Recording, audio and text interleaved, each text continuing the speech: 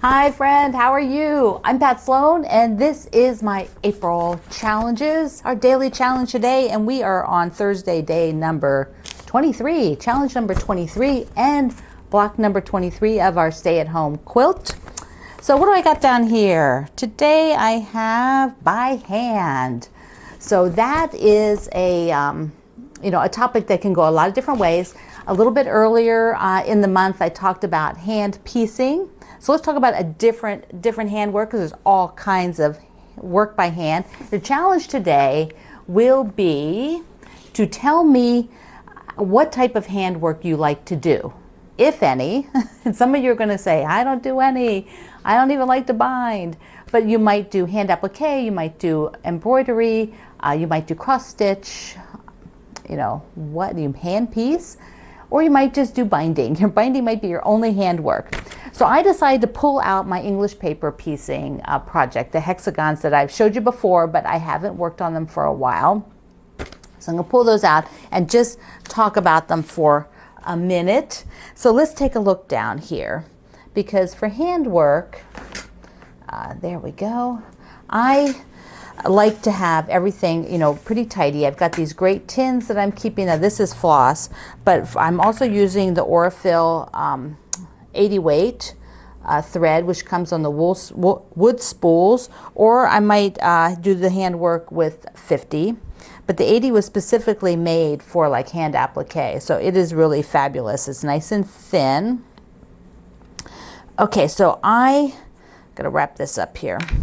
Keep this in here tidy. So this container I got because my friend Anne had them. She had all of her hexagons so tidy, and I thought, you know what?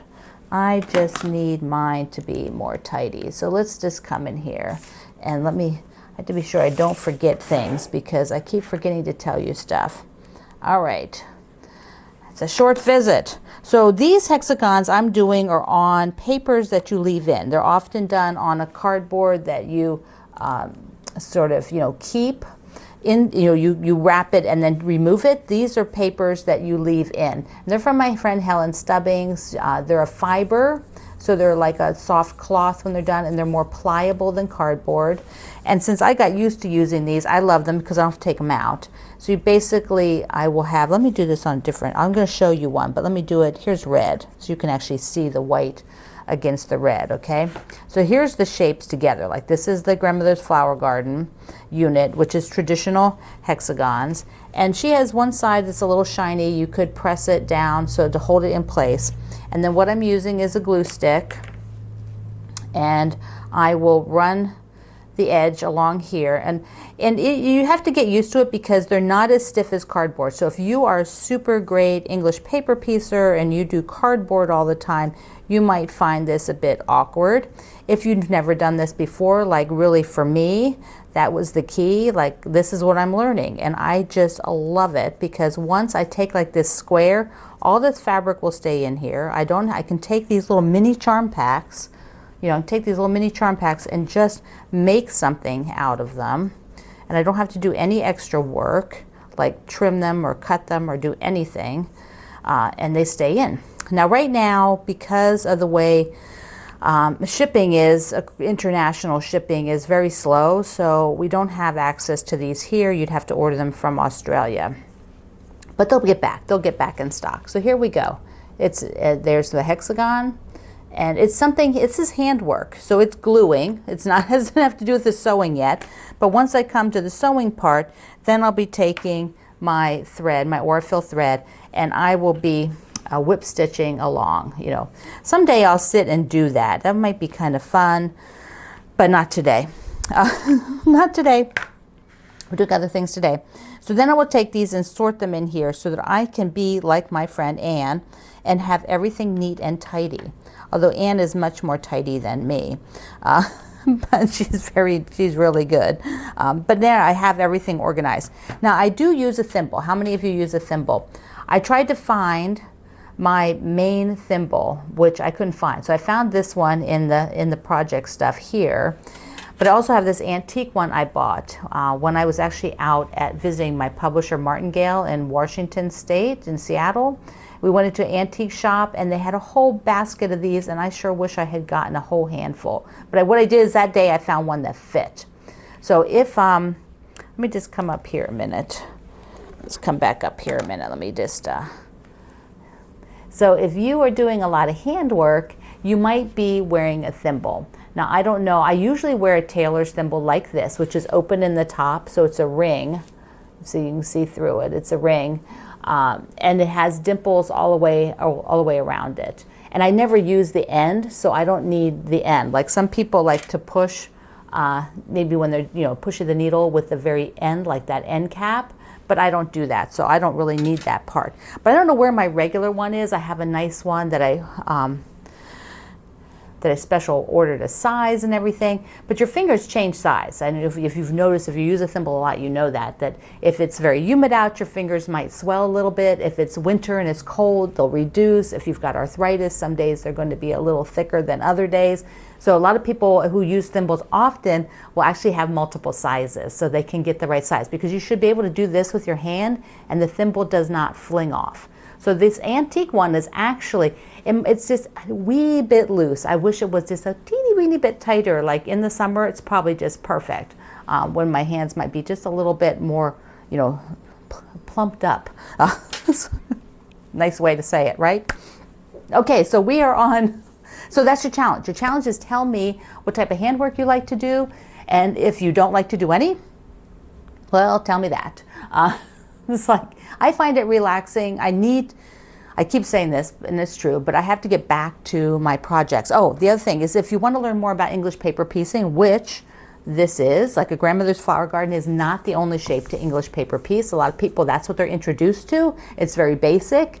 But if you want to do different shapes, this is my friend Diane's book. It is excellent. Here's, like you can see the back cover, they show you how it looks. That's how it looks where you're going to take the papers out. So you can see they're nicely trimmed, like, versus mine, which I'm going to leave all that fabric in there. So I don't mind having extra. But she gives you all kinds of great photos and shows you, like there, you can see, what's going on with the shape and how to handle it. And even all the, the unusual shapes she has photo step outs of what to expect and how to deal with all the little tails and all those other things. So this, I'll link you up to this. Below the video is always the links. So for those of you who forget that or haven't tried to find the links before, that's where they're at. Okay, so I'm taping this on Wednesday, of course, and I always tape them the day before. And it was later in the day. I was like, I haven't taped. I gotta go do my tape. Gotta go do my daily video. So today on Thursday, out on the Aurifil blog, if you're watching this super early in the morning, it's probably not there yet, but a little bit later, my friend Sherry from Whole Circle Studio, Sherry, came up with this absolutely fabulous idea to celebrate our wonderful Aurifil friends. Aurifil is an Italian thread company, and Italy has been particularly hit hard during the COVID-19. They, our Aurifil family, we just feel for them so badly, being over there and having to deal with this with so much longer than we've had to this point. They're still dealing with it.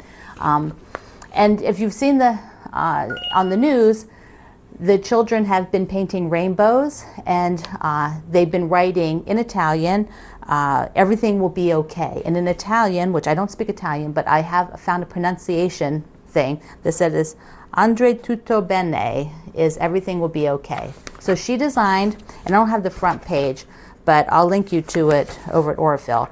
This is the drawing. She designed a mini quilt, an 18-inch mini quilt, that is foundation paper pieced of a rainbow with the words on it.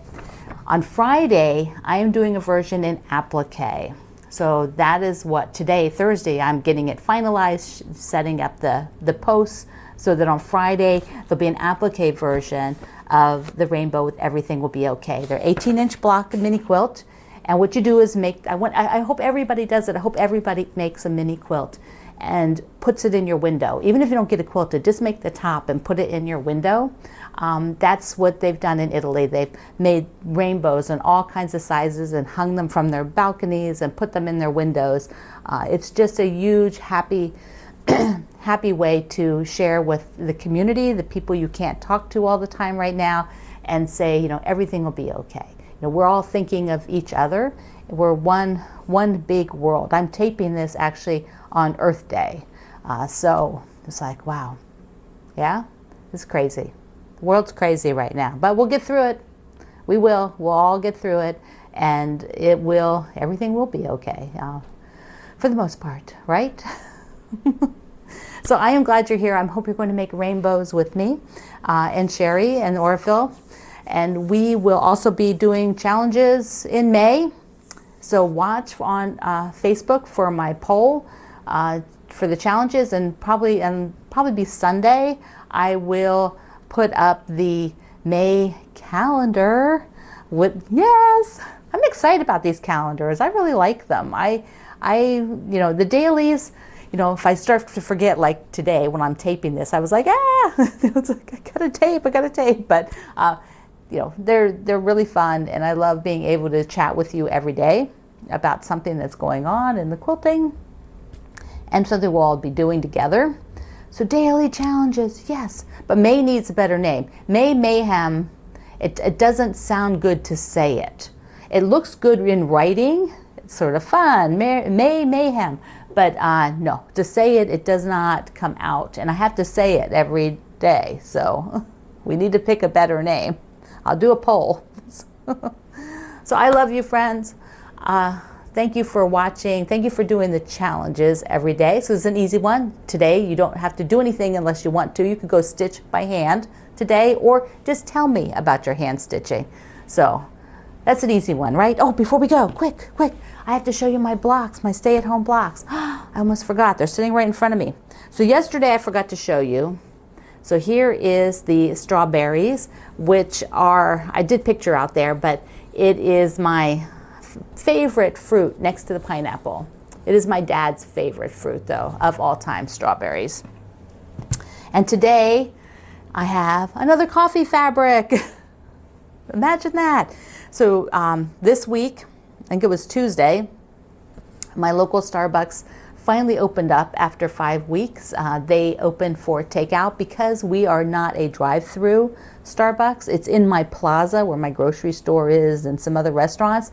It's embedded in there, so there was no drive-through. So they closed it almost immediately, like almost 5 weeks ago. So Tuesday they opened, and I went over and had a coffee to celebrate and support them so that they stay open after all this. I want them to be there. So I have coffee fabric for my stay-at-home block. So we have done, what is the day again? What are we, the 23rd? Yeah, 23 blocks. We are moving along. All right, friends, have a great day. I love you. Take care. Mwah, mwah. I'll see you online.